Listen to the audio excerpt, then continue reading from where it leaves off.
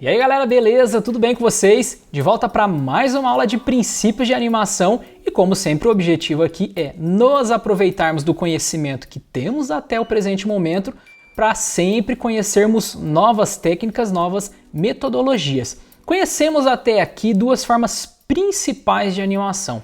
A primeira que trabalhei com vocês após todos aqueles princípios da Disney, não são só da Disney, né? Mas apresentei para vocês boa parte deles como sendo trabalhados lá na época que a Disney começou com as suas animações e fomos trabalhando depois desses princípios metodologias mais adequadas para animação 2D em jogos e não para animações tradicionais que vão para o cinema. No âmbito de jogos, falei sobre animação frame by frame, na qual nós trabalhamos com animação quadro a quadro e também com animação cut out, na qual eu tenho cortes de um personagem, cortes de parte do cenário e você consegue animar essas partes com alguma estrutura de articulação.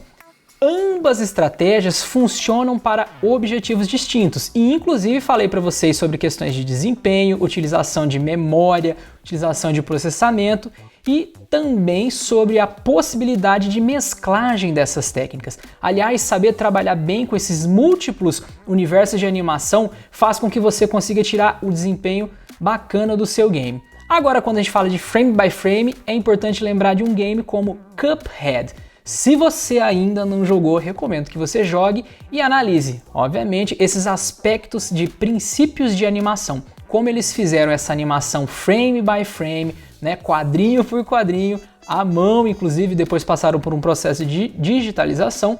Eles tiveram uma trabalheira danada e vocês podem acompanhar isso em outros documentários, a gente não vai entrar muito a fundo aqui, mas fizeram esse trabalho todo frame a frame.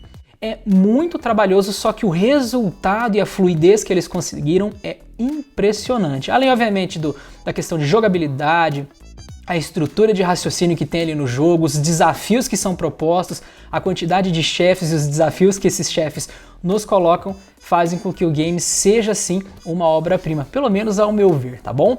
Além do frame by frame que vocês vão observar ali, em outros games vocês vão notar estratégias diferentes de animação, que daí partem para esse princípio de cut out, na qual você tem recortes do seu personagem ou de partes do cenário e anima com uma estrutura de timeline, uma linhazinha de tempo e uma estrutura de rigging, ossos, né, interligados que de alguma maneira permitem com que você nessa linha de tempo controle a rotação, a translação, o sketching, né, todo o trabalho em cima ali desse esboço de animação de forma mais elaborada e automatizada.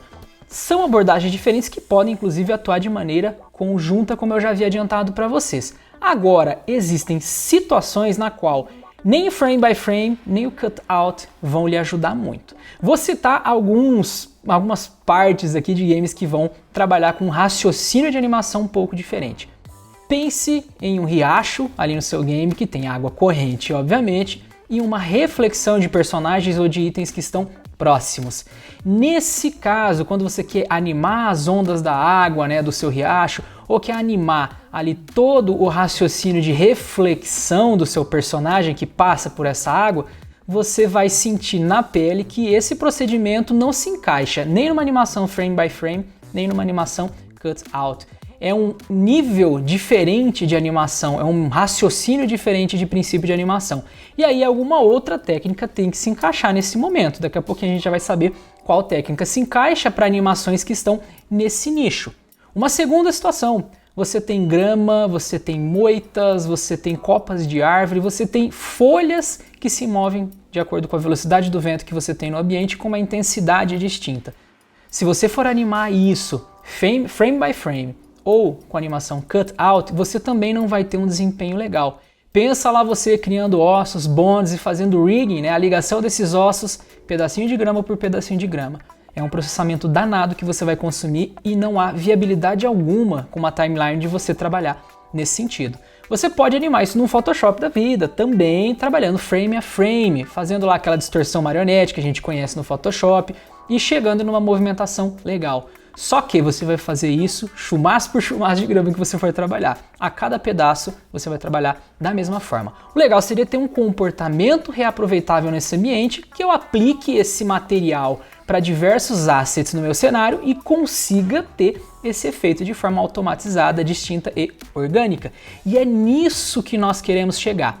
Para que a gente chegue nesse terceiro modelo aí de animação, que não serve só para animação, tá? Mas nós vamos nos utilizar de shaders 2D para trabalhar com a animação desses elementos que eu falei para vocês. E nessa aula eu quero mostrar as gramas, né, os itens ali que tem essa movimentação com vento sendo animados com o princípio de animação dentro de shaders 2D. Antes disso tudo é importante a gente ter uma breve introdução aqui, mas é breve mesmo, sobre o que é um shader. Vamos lá?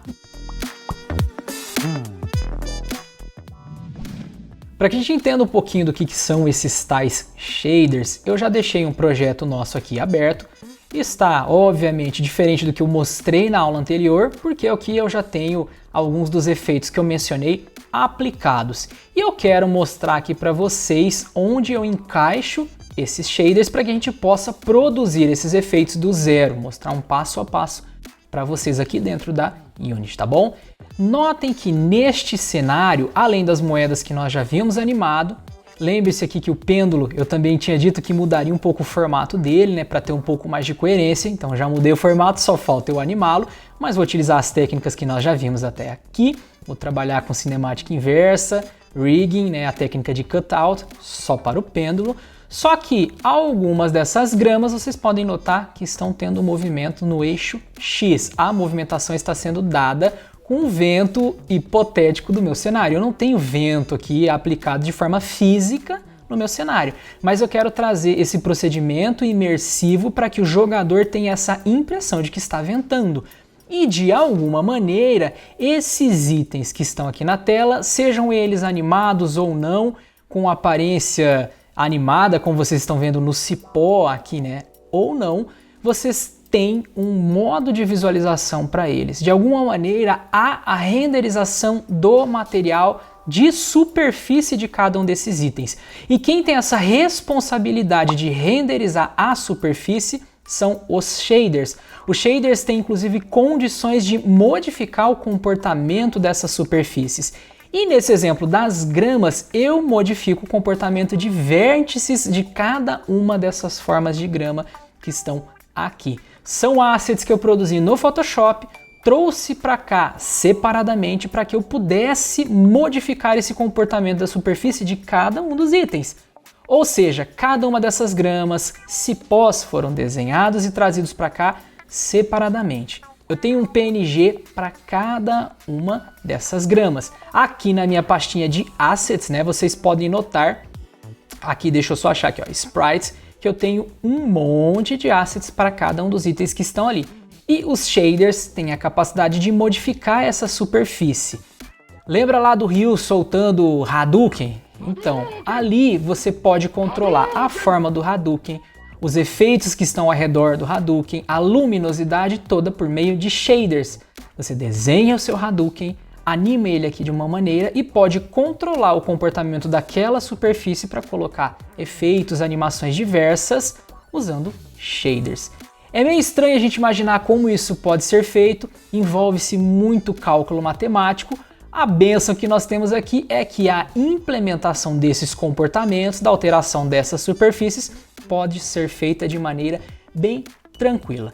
Eu vou mostrar aqui para vocês como está esse comportamento de shader para esses elementos que eu tenho aqui. Lembrando que eu já tinha citado agora há pouco o termo material. Cada uma dessas superfícies tem um material aplicado. E para as superfícies que eu trabalhei com esses shaders, o shader que está ali aplicado é diferente dos demais elementos que estão chapados, flat, ali na minha tela. Então eu vou aqui na minha pastinha de shaders, então você já deve imaginar que a gente tem que criar uma pasta para fazer esses controles, e observem que eu tenho dois shaders, esses azuis aqui, e também tenho dois materiais. Esses materiais são distintos porque dependendo do item eu quero animar, pensando, considerando essa questão do vento, eu quero animar ou mais a parte superior, que é o caso das gramas, a parte inferior é uma parte mais fixa e eu não quero animar, ou seja, a base da grama que está ali na terra não é tão animada quanto a parte superior. O mesmo acontece aqui com o cipó, só que de forma inversa. O cipó ele está conectado aqui ao contrário do sentido da grama. Portanto, a parte inferior deve se movimentar mais e a parte superior se movimenta menos. Por isso eu tenho dois materiais com shaders distintos aplicados. Eu vou pegar aqui o da grama, o que eu utilizei na grama. Aqui está o meu Shader Graph, que é o local no qual eu controlo a interação que existe para a criação do meu material. Então notem que aqui eu tenho uma série de nós interligados e essas interligações de alguma maneira chegam lá no fim com a composição de um material alterado. Essa superfície que está aqui em Main Preview é a superfície aplicável desse material. Então eu tenho um preview aqui de como vai ser esse efeito assim que eu aplicá-lo nos demais assets que eu tenho na cena. Aqui eu tenho uma moitinha, né, uma copa de uma árvore na verdade, como um exemplo para teste dessa modificação. Isso não quer dizer que toda vez que eu aplicar esse material de shader em algum asset, eu sempre vou ter essa cara. O que eu vou ter é o efeito aplicado. Portanto, se eu vier aqui na minha cena e alterar para qualquer um desses itens qual é o material, eu passo a ter esse comportamento desse shader, desse material aplicado. Se eu venho aqui, ó, deixa eu dar o pause e seleciono, vamos pegar esse pedacinho aqui de copa de árvore e altero o material dele para o Wind Effect, que é esse aqui. Quando eu renderizar essa cena, for para o modo Play aqui, aquele chumacinho de árvore tende a modificar o seu comportamento, a sua renderização. A sua superfície é alterada. Aqui, como ele está com a base, né, do eixo X ali travada, e na minha cena eu estou com zoom aqui, não vai dar para ver muito bem. Deixa eu tirar um pouquinho.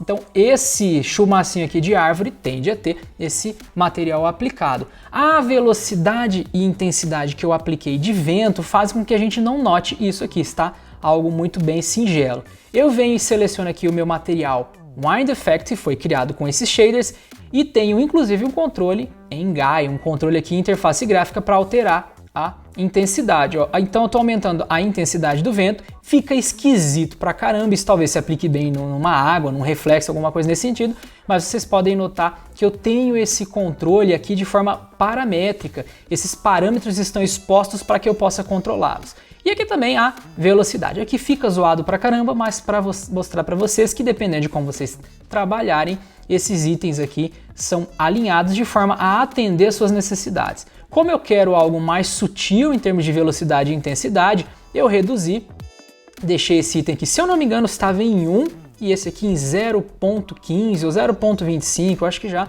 funciona bem, então fica algo bem sutil. Se você quer um comportamento diferente em termos de vento, intensidade para as árvores, para as copas, beleza, dá para fazer um material com as suas, para atender às suas necessidades. Então aqui eu só criei dois para exemplificar, mas saibam que os shaders vão nos permitir criar esses materiais que vão modificar as superfícies de cada um dos assets que nós temos aqui. E para que eu consiga modificar, eu simplesmente tenho que trabalhar aqui na minha cena com a aplicação desse material para cada pedacinho, para cada asset que eu quero, tá bom? Então esse é o poder dos shaders para nós. Em síntese, relembrando novamente o que esse shader faz, ele muda o comportamento da superfície do nosso asset, ou seja, o material que a gente tem vai fazer com que a gente modifique como esse elemento, esse asset é renderizado, beleza? Agora que vocês já têm uma noção básica do que são esses shaders e do poder que eles têm de modificação de superfícies, a gente vai começar a implementar isso tudo aqui dentro usando um Shader Graph, que é aquela telinha na qual eu fui lá e trabalhei com a interligação daqueles nós para gerar a modificação. Antes da gente entrar naquela tela, algumas configurações têm que ser feitas e alguns cuidados vocês têm que ter. O primeiro cuidado é o seguinte, quando vocês forem importar os assets, eu recomendo fortemente que você separe num PNG dedicado o item que vai ter a modificação do vento, por exemplo. Lembrando que é um vento fictício, não tem nada de física no ambiente. E sim uma modificação da malha, deste carinha aqui. Para que essas modificações funcionem, no momento de importação do seu asset, é importante que você considere o seguinte. Eu vou aqui na minha pastinha, ó, de sprites. Notem que eu tenho aqui uma série de sprites e que cada um deles foi importado com Mesh Type Tie. Esse Mesh Type Tile faz com que cada mesh que você importou tenha vértices. Para enxergar isso tudo, eu vou modificar aqui Shaded para Wireframe e a gente consegue enxergar uma série de vértices e ligações de malhas compostas por esses vértices. Os polígonos foram gerados considerando esses vértices. Se você deixar lá na importação o modo como Full Rect, você terá retângulos formando essas malhas. E o que a gente quer fazer, na verdade, para mudar aquele comportamento, dar a impressão de que esses materiais estão sofrendo a influência de vento, é alterar a posição de alguns vértices, principalmente os vértices no eixo X, para que a gente tenha aquela noção, né, básica de que há uma movimentação desses vértices e isso dá a ideia de que há um vento influenciando este comportamento. Para que isso tudo então aconteça, sempre lembre-se de marcar o Mesh Type na hora de importar. Isso já vem por padrão, tá, gente? Mas tenho essa garantia. Vai lá dar uma conferida e veja se na versão que você está utilizando está tudo marcado como Type. Feito isso, né, tendo isso tudo configurado, aí sim a gente pode ir para um próximo passo. O próximo passo é o seguinte: para que você consiga aplicar esses shaders 2D aqui nessa versão que eu estou utilizando e daqui para frente vai ser o mesmo comportamento provavelmente, vocês precisam trabalhar com um pipeline de renderização um pouco diferente, não vão poder usar o padrão. Vocês vão trabalhar aqui com o URP, Universal Render Pipeline. E para ativar ele aqui na cena, eu vou mostrar os passos para vocês a partir de agora. Para que os shaders funcionem da forma que a gente quer, vocês vão ter que trabalhar com um universo de renderização distinto e para que você possa ativar o Universal Render Pipeline, vocês terão que acessar Window, Package Manager. O Universal RP, que é o que está marcadinho aqui já para vocês, é um pacote que permite você mudar o pipeline tradicional que vocês já têm para renderização 2D e trabalhar com esses shaders, trabalhar com o processo de iluminação global em 2D. Outras features também vêm com esses benefícios, mas para fazer aquele procedimento de animação com os shaders, vocês vão precisar do URP. Para ativá-lo e instalá-lo, vocês terão que marcar aqui em Packages esta opção aqui. Ela permite que você veja todos os pacotes instaláveis aqui da Unity, esses assets, né, para que você consiga trabalhar, por exemplo, com o URP. Encontrou ele na lista, né? Vocês vão estar com a lista aqui no início. Tenho a certeza de selecioná-lo aqui e marcar o install. Ele demora um pouquinho para instalar, eu vou deixar instalando aqui e a gente já retorna. 3 horas depois. Para saber se está instalado ou não, deem uma observada aqui no Package Manager, no seu pacote, se há a opção Remove. Isso indica que se você quer remover alguma coisa, porque essa coisa está instalada, portanto, no meu caso, a instalação foi feita corretamente, tem um certinho aqui indicando, inclusive, que já é um processo verificado e está pronto para uso. Então só vou fechar o meu Package Manager. Mas só isso não basta, tá? Eu tenho que criar agora um procedimento de configuração para que eu possa utilizar isso nas minhas cenas aqui dentro do meu projeto. Para isso, agora, aqui na minha pastinha de Assets, eu vou dar um clique direito, vou em Create, e vocês vão ver que há uma nova opção aqui em Rendering para trabalhar com o nosso URP, com Universal Render Pipeline. Vamos criar inicialmente um asset de configuração para esse novo pipeline. Então seleciona a opção Pipeline Asset. Em outras versões, esses nomes podem estar um pouco diferentes, tá? Eu estou trabalhando aqui com a 2020 3.9F1 e você verifica aí se você está com a mesma ou com alguma anterior. As versões anteriores têm nomes diferentes. Agora, com esse pipeline criado, eu tenho 2 arquivos aqui que foram instanciados. O primeiro é o nosso asset de pipeline e o segundo que é um renderizador que já vem por padrão. Eu não vou utilizar esse renderizador, eu vou criar um próprio render 2D. Então eu dou clique direito e deleto esse segundo carinha que foi criado, tá? Só vou confirmar aqui. Então nós temos aqui o nosso Pipeline Asset padrão. Ele está aqui com o script faltando, né? Que é a nossa lista de renderização. Temos aqui outros controles também do pipeline, a gente não vai entrar em detalhe agora, mas tem toda a questão aqui de pós-processamento, de iluminação, que será controlado por esse asset aqui. O 2D Render que eu quero criar também está aqui facinho para a gente trabalhar. Dou clique direito na pastinha de Assets também, vou em Create, E agora em Rendering, lá no URP nós temos o 2D Renderer. Ele está como experimental aqui. Se você estiver vendo esse vídeo no futuro, pode ser que os menus mudaram de novo e o nome já está diferente. Apesar de estar experimental, vem funcionando muito bem. Então vamos lá, selecione ele aqui, vou chamar ele de 2D Renderer Data e coloco ele aqui no nosso Asset de Pipeline como sendo um renderizador. Então seleciono ele, né, e arrasto para cá. A partir desse momento, o nosso asset do pipeline, o RP, está configurado com esse renderizador 2D. E esse não é o último passo, a gente ainda tem um pouquinho mais de coisas para fazer para então funcionar. É uma moagem danada para a coisa dar certo, mas enfim, vai dar certo. Venho aqui em Edit e na opção Project Settings, eu tenho que configurar na aba Graphics qual é o meu script de renderização de pipeline. Então, para isso, eu trago para cá, para essa posição, o meu asset de renderização. Vocês podem clicar na bolinha aqui para fazer a seleção, que ele já aparece de cara, ou arrastar para cá. Eu vou selecionar aqui na bolinha e vou dar 2 cliques nele.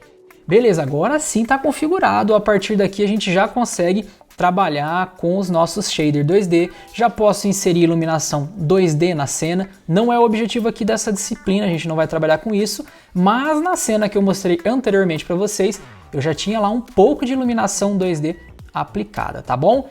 Então é isso, tá configurado, um próximo passo é a gente criar o shader.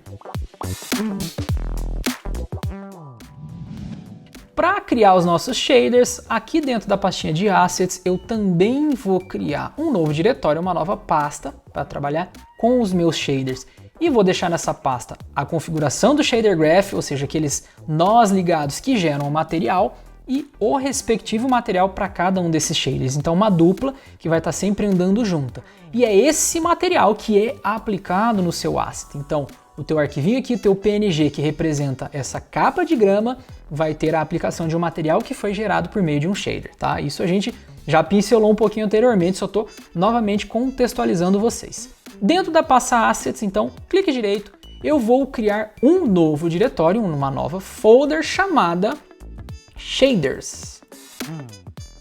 Vou acessar esse diretório e dentro dele eu vou criar o meu shader para posteriormente vincular um material a esse shader. Então, para eu criar esse shader com URP, lembre-se, a gente está trabalhando com esse pipeline de renderização diferente. Se eu não tivesse ele, as opções que eu vou mostrar aqui agora para vocês não apareceriam. Vocês podem até tentar aí no computador de vocês sem trabalhar com URP, vocês vão ver que as opções de trabalho com shader são diferentes, tá bom? Precisamos dos passos anteriores. Se você pulou para esse passo aqui, volta e trabalha com a instalação do URP, do Universal Render Pipeline. Clique direito, Create, agora sim abre aqui para nós a opção Shader com algumas coisinhas diferentes. Notem que eu tenho agora a opção Universal Render Pipeline com 4 opções. Nós vamos criar aqui um Sprite Lit Shader Graph. É ele que vai permitir que a gente trabalhe com um material transparente para um sprite e para que a gente trabalhe com aqueles grafos, com aqueles nós shader, tudo num lugar só. Então é esta segunda opção. Em outras versões o nome tá diferente, tá bom? Então atentem-se para a versão que vocês estão usando e encontrem a opção compatível. Selecionei aqui, aí ele me dá a opção de dar um nome, eu vou chamar isso aqui, como eu chamei lá no outro projeto, de Wind Effect.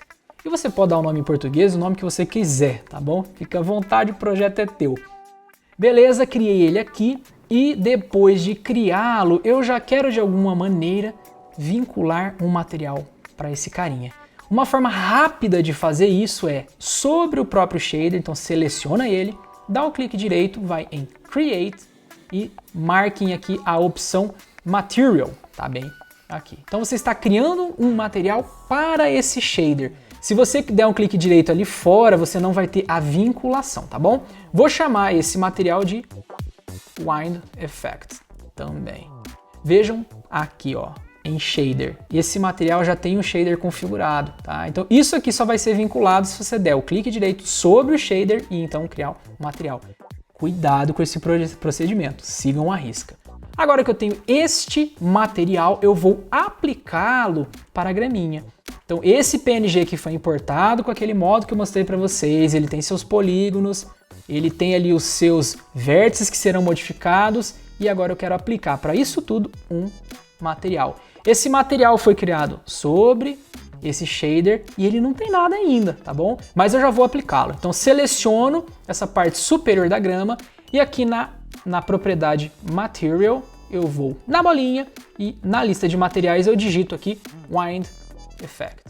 Ou você pode arrastar também esse carinha para lá, tá bom? Ele não tá aparecendo aqui para nós temos que configurar algumas coisas internamente.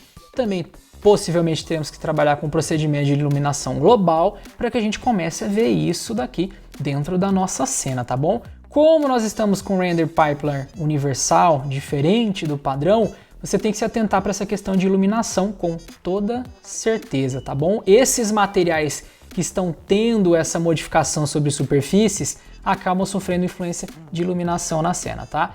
Então vamos lá, vamos configurar o que é necessário para que esse material passe a se portar, passe a aparecer e a gente já começa a trabalhar com Shader Graph. Aqui eu já posso até começar modificando o Shader Graph, mas sem a iluminação que eu citei para vocês, possivelmente a gente não vai enxergar nada. Então aqui está preto, não só pelo motivo de eu não ter configurado esse novo material via shader, mas porque eu também não tenho luz para esse elemento. Esse material interage com a luz do ambiente de forma diferente.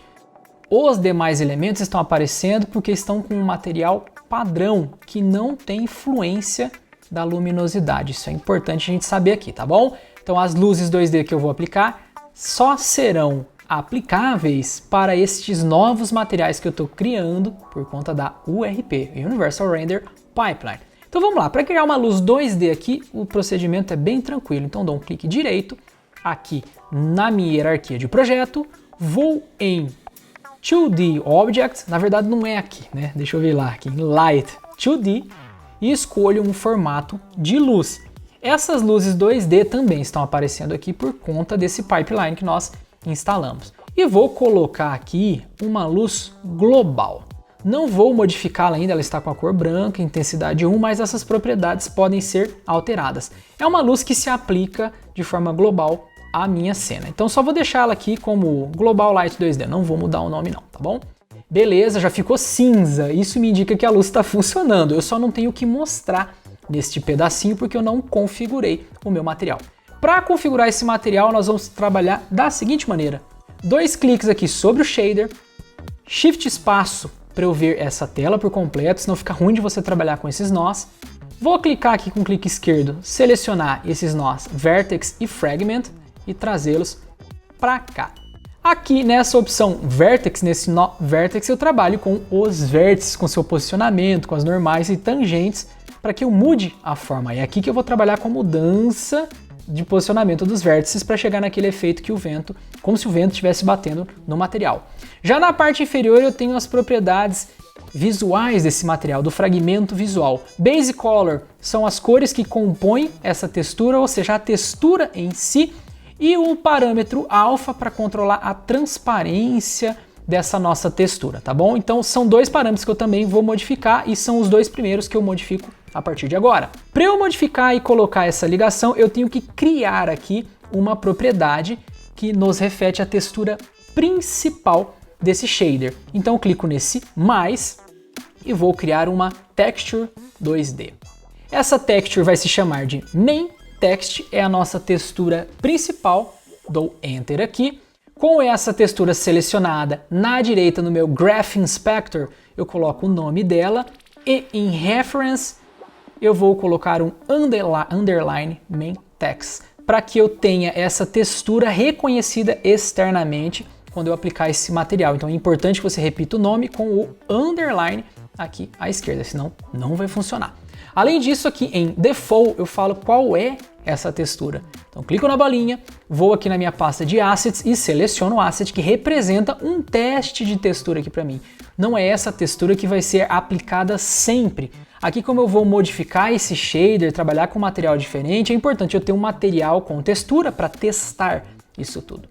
Então eu vou selecionar já a frente da grama, porque eu já vou ver isso num ambiente real. Então é esse asset que está aqui. Então dou 2 cliques, ele é o asset default. Deixa eu só ver o que ele não pegou. Aqui, ó. Selecionei, eu tinha clicado fora, agora sim ele está aqui. Aparece a frente, grama, hífen, alguma coisinha e tem o desenho dela.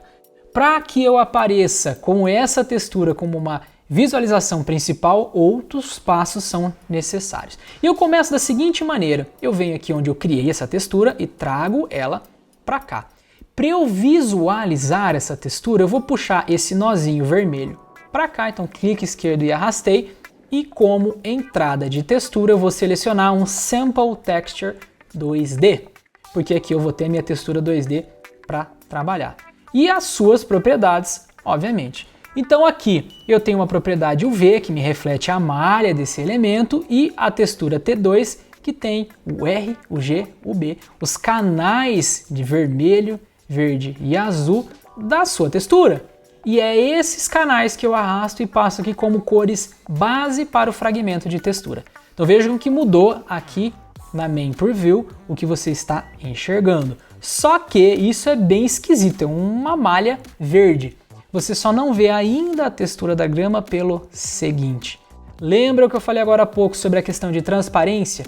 Eu estou trabalhando com uma textura PNG que tem pontos de transparência. Então eu tenho que trabalhar e passar para cá, para esse fragmento que será visualizado no material, o parâmetro alfa da minha textura. Então eu arrasto aqui este último carinha para cá.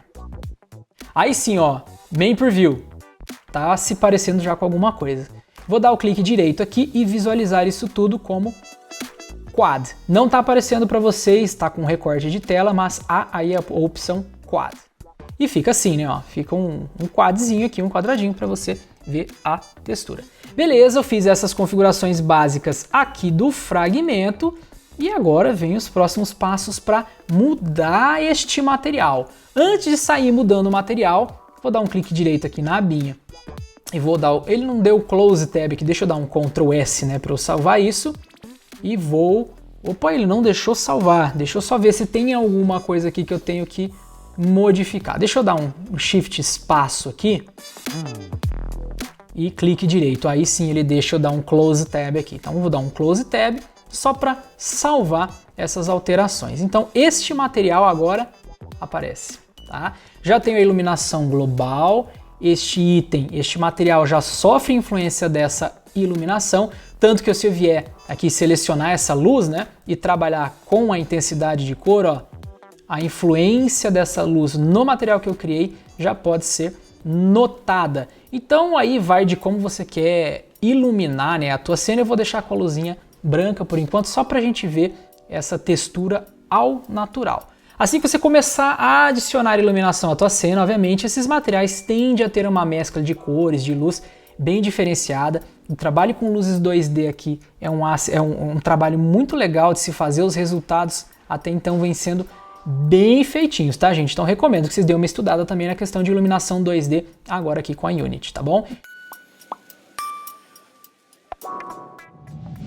Agora, como a ideia é alterar o posicionamento desses vértices, eu vou adicionar um nó chamado Position, que me permite pegar o posicionamento desse asset no universo do game, na sua cena. Então, barra de espaço, vou pegar o nó Position, é um nó de geometria, vou adicionar um pouquinho aqui para cima, deixa eu só puxar esses itens aqui para baixo, já que eu vou fazer algumas outras modificações na parte superior, é importante a gente se organizar bem aqui. Se você ainda não sacou, aqui com Shift barra de espaço, você consegue ver isso por completo, né? Porque trabalhar desse tamanho aqui não vai rolar. Então esse nó de posição vai me permitir passar o posicionamento dos vértices aqui para minha opção Position 3. Só que, para eu fazer alguns testes, eu vou adicionar a essa saída a adição de um valor numérico aos eixos que eu tenho. Aqui vocês podem notar que eu tenho essas cores, né?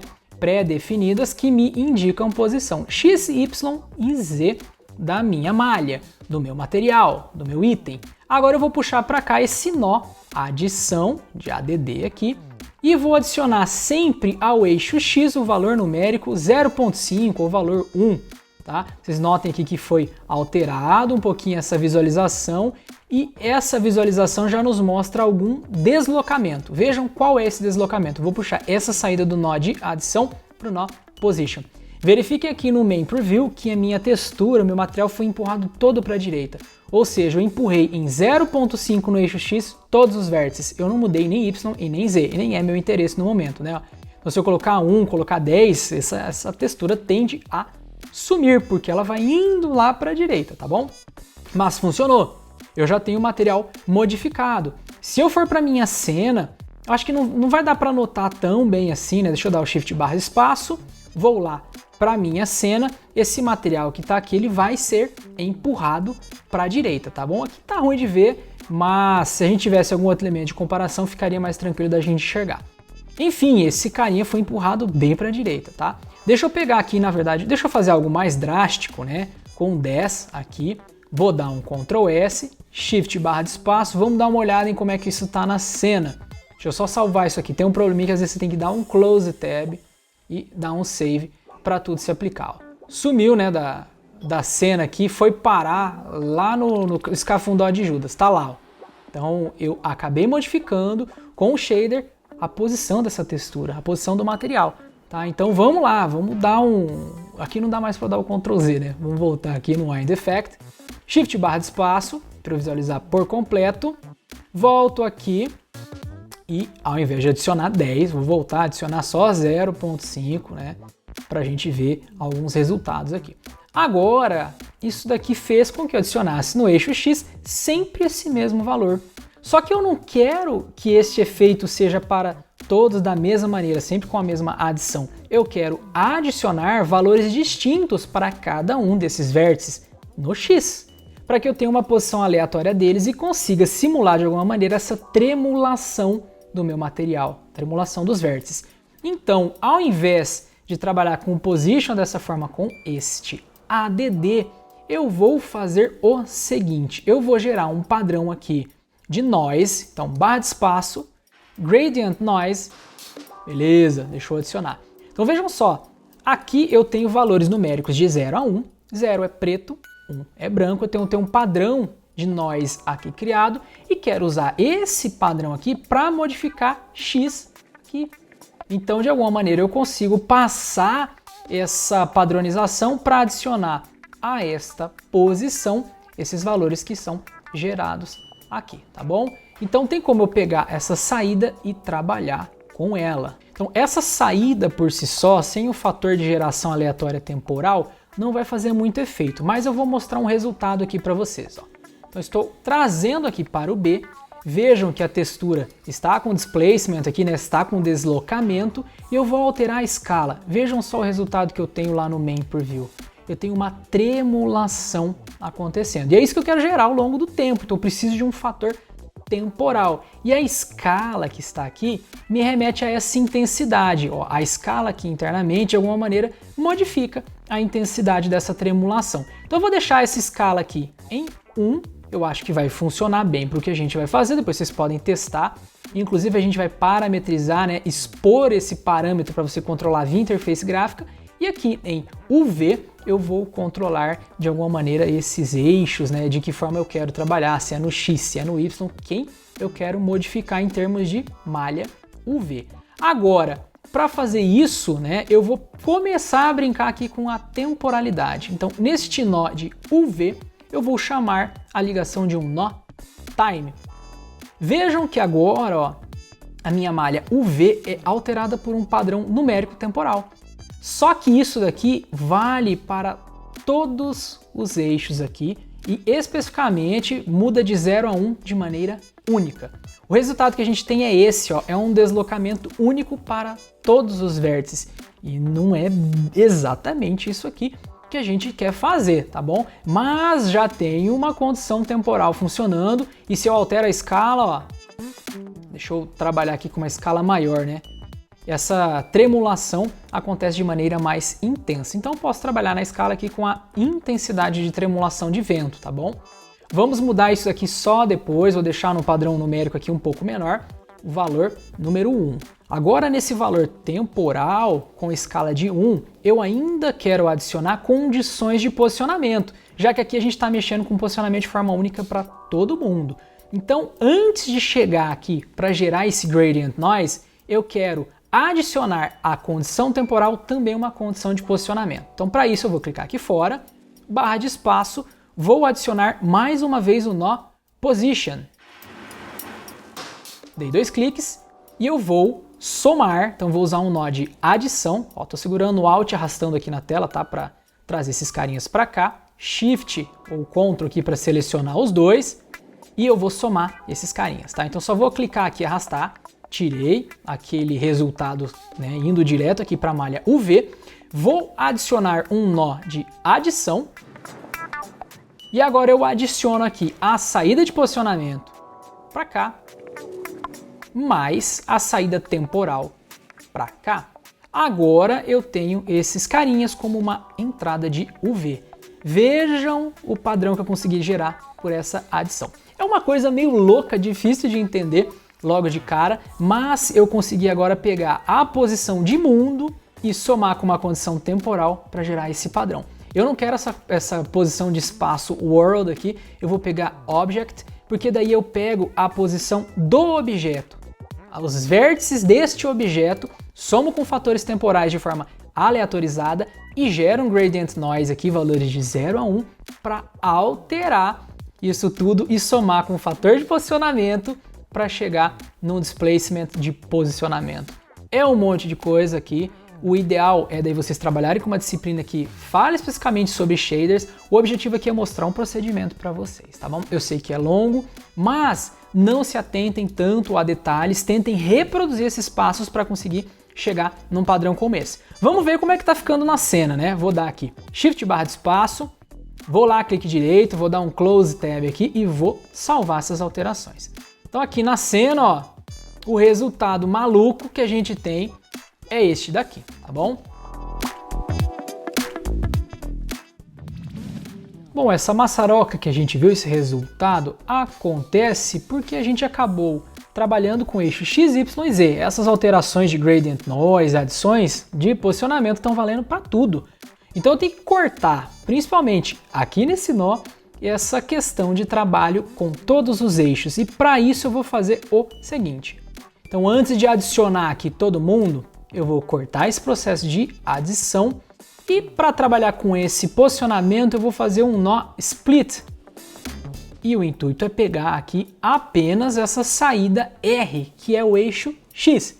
G, né, que seria o canal verdinho para Y e o B, o canal azul, para o eixo Z. Ele nem aparece aqui porque de certa forma a gente não vê o eixo Z aqui em 2D, tá bom? Agora, tendo essa divisão, eu preciso somar de alguma maneira esses resultados e combiná-los com o que nós temos aqui na parte inferior. Então eu vou puxar para cá esse gradient noise, vou puxar esse posicionamento para cá e vou adicionar esses dois carinhas. Então eu vou pegar essa saída R do meu split, vou colocar um nó de adição. Então tá aqui o nó de adição. E essa saída do meu gradient noise, deixa eu aumentar um pouquinho, eu trago para cá. Deixa eu só cortar aqui e puxar esse carinha para cá. Então agora, ó, nesse nó de adição, eu estou trabalhando só com o eixo X, porque é a saída desse split na parte superior. Agora, o resto que ficou, o X, no caso o Y e o Z, eu vou combinar para trazer para cá, tá bom? Então, antes de fazer isso tudo, ainda vou puxar para cá, para eu ganhar espaço. Essa saída aqui vá para um nó combine, então esse nó combinado, e eu vou combinar essa posição de X, que já está sendo alterada pelo nó ADD, com o G daqui e com o B daqui. Não vou passar parâmetro alfa, porque não é necessário, tá bom? E a saída RGB, que está aqui, vem para nós, neste nó ADD. Então esse é o resultado que a gente tem aqui por enquanto, e se a gente olhar lá o resultado na renderização, a gente só vai mudar eixo X, tá bom? Então por enquanto é esse o resultado que nós temos, esse nó combinado vindo para esse ADD. Só que eu estou adicionando aqui de novo com aquele 0.5 em X.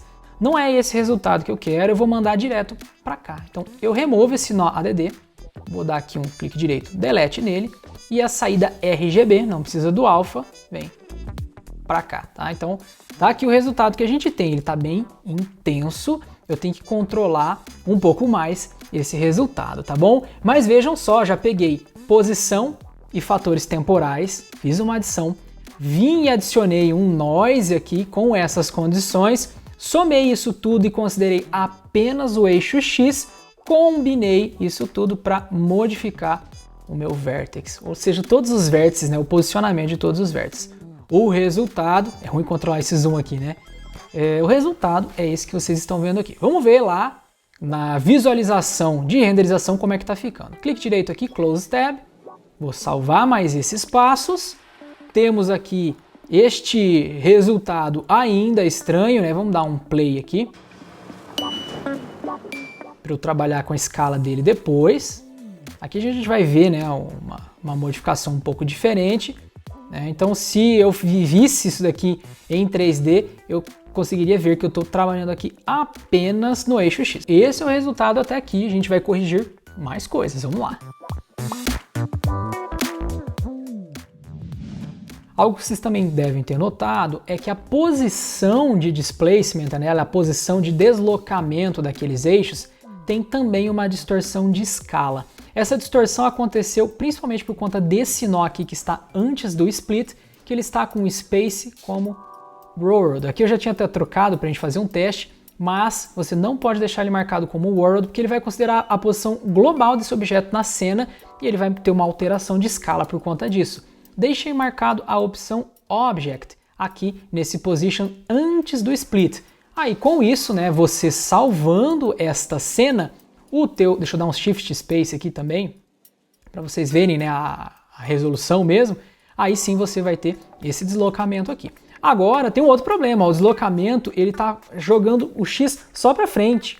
Então eu estou sempre adicionando unidades, mas altero de alguma forma o posicionamento sempre para a direita. Então eu tenho que criar essa correção aqui lá no nosso shader para que isso seja centralizado, tá? Então é mais um defeito aqui que a gente tem que corrigir nos nós. Eu vou clicar aqui, Shift barra de espaço e vou fazer o seguinte. Aqui na parte inferior, antes de trabalhar aqui com essa saída de Gradient Noise, eu vou fazer uma correção com um nó de subtração, porque eu vou subtrair 0.5 em X para eu trazer esses carinhas para cá. Uma vez que ele está adicionando de 0 até 1, né, valores de 0 até 1 que estão sendo colocados aqui nesse ADD para fazer esse posicionamento novo com a alteração dos nossos vértices. Então é isso, vamos lá, vamos colocar esse nó de subtração. Esse nó de subtração ele vem aqui com o Gradient Noise, na verdade após o Gradient Noise. Então eu vou trazer isso para cá e ao invés de mandar ele inteiro, eu vou mandar aqui a sua saída. Deixa eu só aumentar um pouquinho para vocês verem, né? Essa saída do Gradient Noise vai para um nó Subtract. E aqui eu vou subtrair de 0.5. Tá? Então eu estou tirando 0.5 desse Gradient Noise que já está só em X, a gente já fez essa alteração, portanto eu puxo para a esquerda. Ó, aqui a saída já está centralizada. E essa saída aqui eu ainda quero trabalhar em termos de intensidade para ver que tanto eu quero fazer essa trimulação para a esquerda e para a direita. Então antes de aí mandar lá para aquele ADD que está logo ali na frente, eu vou mandar um multiply.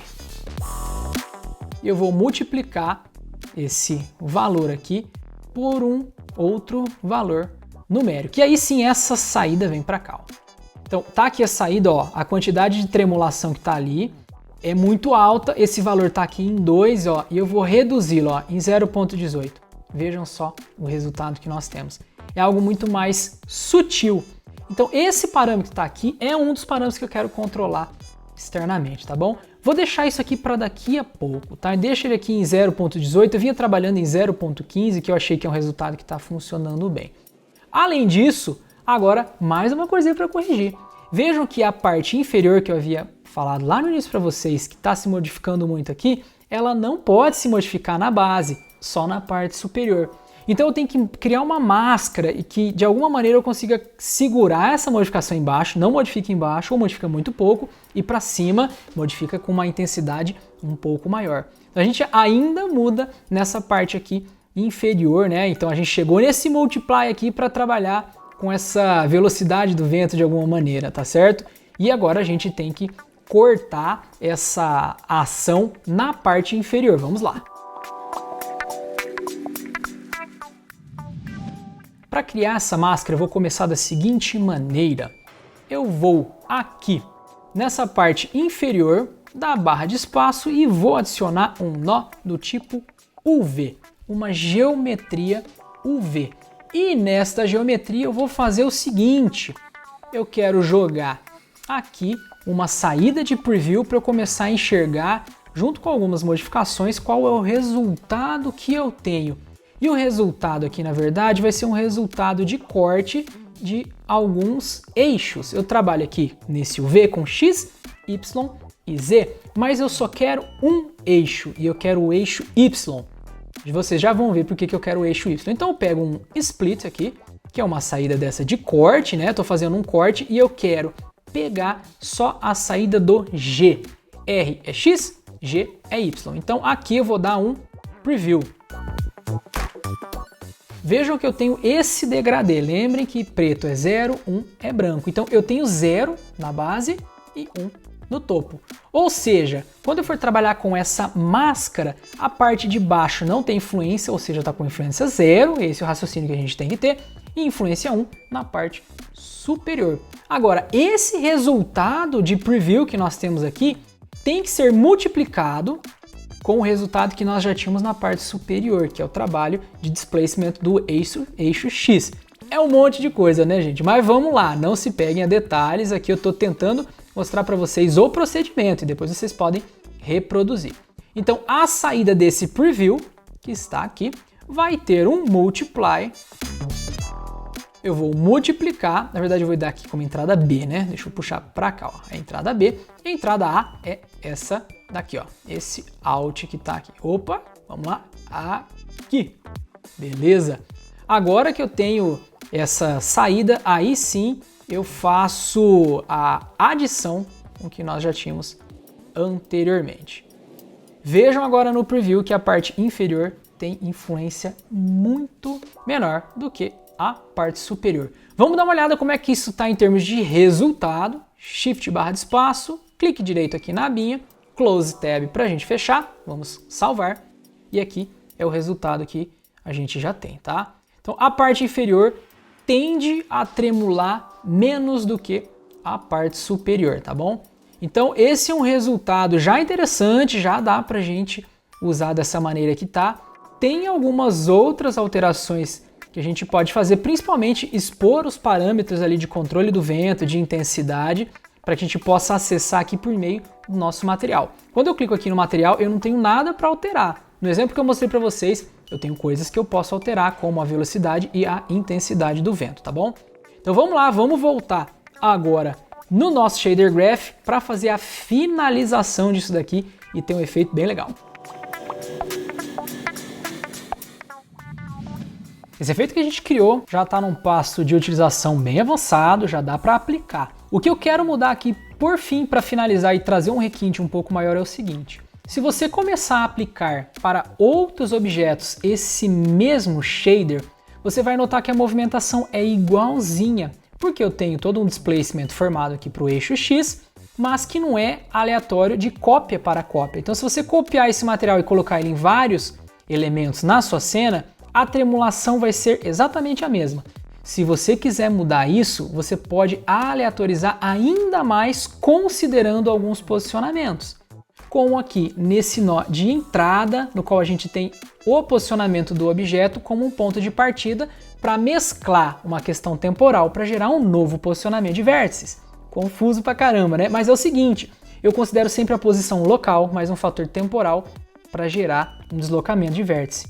eu não quero considerar um posicionamento local, eu quero posicionar agora de forma a aleatorizar um pouco mais e considerar o posicionamento global, o posicionamento deste elemento na cena. Vocês não vão ver esse resultado de imediato, mas quando vocês replicarem este mesmo comportamento para outros itens, as tremulações de vento vão ser um pouco diferentes. E antes de partir para essa tremulação, eu quero pegar e trabalhar com essa saída aqui de forma parametrizada, tá? Então, no nosso projeto, que está assim como exemplo que eu mostrei para vocês, eu vou alterar o space para world, então aqui eu já tenho esse raciocínio aplicado e eu vou expor aqui mais dois parâmetros, que é um parâmetro de velocidade do vento e um parâmetro de intensidade, tá bom? A nossa intensidade foi controlada aqui, ó, nesse gradient noise. Eu tenho então um valor aqui numérico que me mostra a intensidade e não a velocidade, tá bom? Então aqui eu quero trazer um parâmetro controlável de maneira externa. Então para isso aqui em Wind Effect na esquerda eu vou adicionar um valor flutuante, que pode ser dado como entrada aqui nessa escala. Então vou chamar esse valor de Wind Intensity, que é a intensidade do vento. Além de selecionar, eu vou colocar aqui a referência para que eu tenha isso exposto lá externamente e possa acessar isso. Então aqui eu coloco o underline Wind Intensity. O valor default, vou colocar aqui, posso colocar como 0. O modo dele é slider, quero um slider para controlar esses valores. Valor mínimo aqui está 1, vamos colocar valor máximo 5. Eu acho que são valores que vão funcionar aqui bem para nós. Então, Wind Intensity, beleza. Agora, num outro local, a gente trabalhou também com velocidade. Esse 0.15 aqui, né, ó, não é mais a intensidade, já é a velocidade. Então, nesse parâmetro eu também quero criar alguma coisa diferente. Então, vou criar mais uma propriedade aqui, flutuante também, um ponto flutuante, um float, Wind Velocity. Então, agora eu tenho a velocidade do vento. Faço a mesma coisa aqui, né, com esse nome, ó, repito para que a referência seja externa e eu possa acessá-la via interface gráfica. Vou trabalhar com slider também. Valor default deixo aqui em 0. Opa, não marquei o slider. Aqui, beleza. Vamos colocar aqui 10, né, de 0 a 10, tá? O valor default tá em 0, começa a ser... Vamos pôr um valor default aqui, a gente vinha trabalhando com 1. Na verdade, 0.15, desculpa. Então já vou deixar ele em default com o 0.15, tá? Na verdade, eu acho que era 1. Vou manter 1 aqui, qualquer coisa a gente volta e trabalha. E o outro que era 0.15. Mas enfim, a gente pode controlar isso com o tempo. Agora que eu tenho esses dois parâmetros aqui controláveis, eu vou pegar a velocidade e colocar aqui como entrada para esse nó multiply. E lá na esquerda, que a gente tem esse outro parâmetro aqui, eu vou pegar a intensidade, vou colocar ela aqui, vou puxar como entrada, tá bom? Esse carinha tá como default 0, vamos colocar ele aqui como 1, aqui era o 0.15 que eu queria testar, né, ó. Eu acho que já tá um preview legal, 0.15, era esse aqui mesmo que era 0.15. Agora sim eu considero que já tá bacana pra gente usar, né? Então Shift espaço, vou salvar esse carinha, clique direito, Close Tab, Save. Tá aqui o resultado para nós, né? Deixa eu só colocar aqui no modo Game e visualizar essa renderização. Vamos ver como é que tá na vida real, né? Sem ser em preview. E tá aqui o resultado. Depois eu tenho que ver o que aconteceu com a animação aqui da moeda. É provavelmente por conta da layer que ela tá. Ignorem a moeda por enquanto. E tá aqui, ó, o movimento da nossa graminha, considerando a velocidade de vento que não existe, que ela é fictícia. Então, seleciona o material aqui embaixo e vejam os parâmetros que estão aqui para a gente controlar. Ó. Questão da intensidade e da velocidade. Aí vai do quanto que você quer. Aqui ficou esquisito pra caramba, né? Então vamos lá, aqui com 1 e aqui com 0.15. Isso aqui você pode controlar depois via linguagem de programação usando C#, tem vários controles que vocês podem fazer. Aqui eu deixei via interface gráfica para a gente controlar de forma fácil e rápida, tá bom? Então o resultado que nós temos é esse. É meio confuso trabalhar com Shader Graph. É difícil, inclusive, mostrar isso para vocês passo a passo. Tentei detalhar o máximo possível, entrar inclusive em alguns detalhes, Isso deve ter ficado longo, inclusive, né? Mas acompanhe com calma, tá bom? O resultado final que a gente quer, em termos aqui de shader graph, de organização, é este daqui, tá bom? Então vocês podem pausar o vídeo para pegar esta sequência, tá bom? Para que vocês consigam enxergar quais são as ligações que foram feitas aqui, como que eu cheguei nesses resultados combinados. Então reproduzam esses passos de forma que vocês consigam chegar no resultado similar. Os pontos de intensidade e velocidade vocês podem definir de acordo com a necessidade de vocês, porque isso varia do desenho que vocês têm. Mas lembre-se de seguir esse passo a passo aqui. É longo, é chatinho de entender logo de cara, mas é essencial para que você tenha um efeito de animação como esse, beleza? Então é isso por essa aula aqui. Vocês viram uma nova forma de se animar alguma coisa usando shaders. E lembrando que os shaders alteram o comportamento de visualização da malha dos nossos elementos, beleza? É isso por hoje, foi bastante coisa e eu vejo vocês na nossa próxima aula. Um abraço para todos vocês e até mais. Tchau, tchau.